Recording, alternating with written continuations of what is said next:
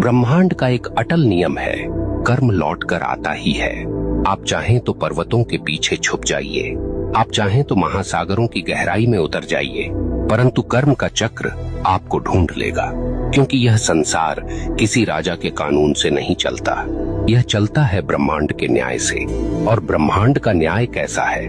निर्दयी, निष्पक्ष और बिल्कुल सटीक। यह न तो रिश्वत लेता है, न पक्षपात करता है। जिसने जैसा बोया है वैसे ही काटना है।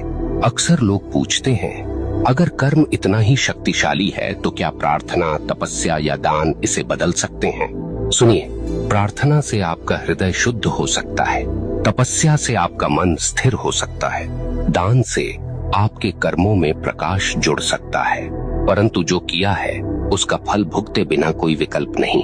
हाँ, आप उस फल को हल्का कर सकते हैं, उसके वार को धीमा कर सकते हैं, परंतु उससे भाग नहीं सकते। ब्रह्मांड की अदालत में तारीख टल सकती है, पर फैसला कभी रद्द नहीं होता। अब सोचिए, जब आप किसी इंसान के साथ अन्याय करते हैं तो वास्तव में क्या होता है? वह इंसान आपको कोसता है, उसकी आत्मा से निकली आह सीधी ब्रह्मांड तक पहुंचती है और ब्रह्मांड इसे दर्ज कर लेता है। अब वह आह आपके जीवन की राहों पर कांटे बनकर बिछती है। कभी वह आपके काम बिगाड़ देती है, कभी वह आपके घर में कलह भर देती है, कभी वह आपके मन को बेचैन कर देती है और आप सोचते हैं ये सब क्यों हो रहा है, पर आपको याद नहीं रहता कि आपने किसी और की राह काटी थी। आप भूल गए, पर ब्रह्मांड ने नहीं भुलाया। यहाँ एक बात और समझ लीजिए, कर्म केवल नकारात्मक नहीं होता। जैसे बुरा कर्म लौटता है, वैसे ही अच्छा कर्म भी लौटता है। कभी किसी को सच्चे दिल से सहारा दिया तो वह सहारा एक दिन आपके लिए दीवार बनकर खड़ा हो जाएगा। कभी किसी का दिल सच्चे भाव से खुश किया तो वह खुशी आपके जीवन में रोशनी बनकर लौटेगी। ब्रह्मांड का यह न्याय इतना गहन है कि वह एक छोटी सी मुस्कान को भी व्यर्थ नहीं जाने देता और न ही एक छोटे से अपमान को। यहाँ मैं आपको एक कठोर सत्य बताना चाहता हूँ, आपका कर्म केवल आपकी वर्तमान जिंदगी को प्रभावित नहीं करता, यह आपके अगले जन्म तक जाता है।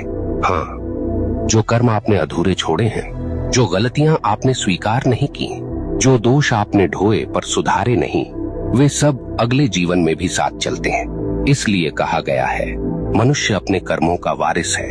आप सोचते हैं मैं तो मर जाऊंगा, इससे किसे फर्क पड़ेगा?